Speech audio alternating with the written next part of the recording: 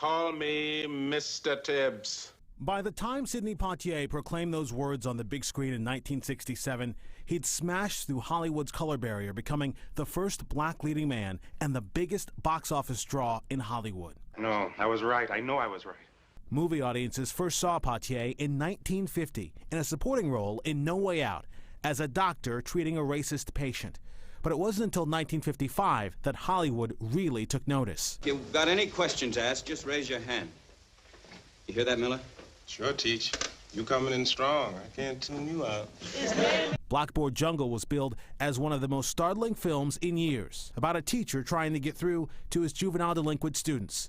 It was violent for its time, racially diverse, and a breakout stellar performance by Poitier that led to more movie roles. No more yassa. Poitier starred opposite Tony Curtis in The Defiant Ones, playing escaped prisoners shackled together in a role that earned him an Oscar nomination. We built a chapel. It's very nice. What's a chapel? But it was this 1963 performance that made history. Amen, amen, sing it over. Poitier played a handyman helping to build a chapel for a group of nuns in the film Lilies of the Field. The role earned him an Oscar for Best Actor, a first for a black man. The winner is Sidney Poitier. You don't knock your neighbor just because he thinks or looks different from you. The trailblazing actor refused to play stereotypical roles, proving that true talent, regardless of race, would find an audience. And he was right. I fell in love with your daughter. She fell in love with me. In 1967, he had not one, but 3 box office hits, including Guess Who's Coming to Dinner, which took on interracial marriage. If you must play these filthy games, do them in your homes. He dealt with race and class issues as a schoolteacher in To Sir with Love. What do you want to do? You want me to beg you? Is that what you're after? Look, I've had your town up to here. He played Detective Virgil Tibbs in the Heat of the Night, which won 5 Academy Awards, including Best Picture. I can pull that fat cat down. I can bring him right off this hill. He ended up making history again in 1967 as the first black artist to be the #1 box office star. The 70s brought change.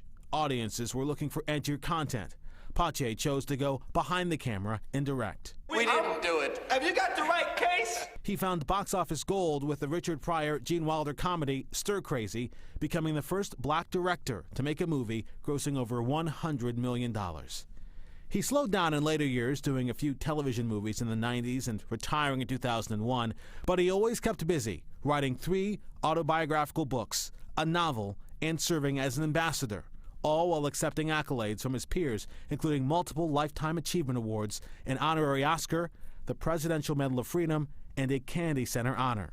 But the greatest gift Sidney Poitier leaves behind is his legacy, a pioneer that transformed how black people were portrayed on screen and helped change Hollywood forever.